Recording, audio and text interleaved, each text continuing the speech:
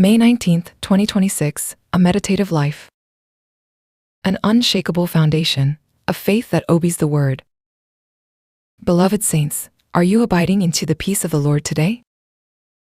Every day, we live building our own houses into our minds. We often construct plausible and splendid fortresses using the materials of the world's numerous theories and knowledge, as well as profit and honor. People look only at the outward appearance of things and believe the fortress will be safe. But when fierce winds and rain blow and floods surge, the true foundation of that house is revealed. The Lord said that those who hear the word but do not materialize it into their lives are like a foolish man who built a house on sand. Because there is no foundation, when the winds of trial blow, its collapse is inevitably severe.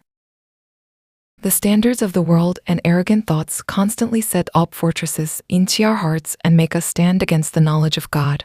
Fleshly thoughts such as "I shouldn't take this much of a loss," or "my face and status come first," are exactly what these are. However, the weapons of a mature Christian are different from the weapons of the world. Our weapons are not human passions or worldly boasting, but the divine power of God that destroys any strong fortress.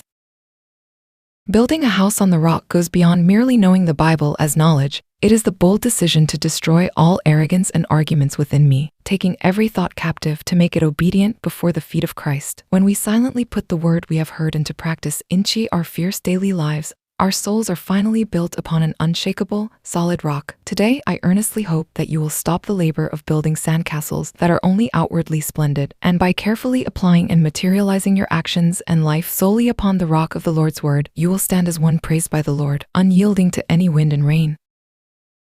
Meditation and application.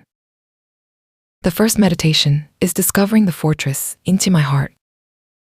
What are the standards of the world, or my own stubbornness, that keep raising their heads within me against the knowledge of God? When standing at a crossroads of choice today, let us briefly turn off the calculator we tap according to our own thoughts and practice laying down the ways of the world by quietly declaring, "I take every thought captive and make it obedient to Christ." The second meditation is planting actions on the rock. Am I a faith on sand that is satisfied merely with hearing the word with my ears and understanding it with my head, or a faith on the rock that bears fruit into the place of life? Among the words you have heard or meditated on recently, let us make a resolution to translate just one thing, which you have put off because it felt like a loss to practice, into a concrete action at your workplace or home today.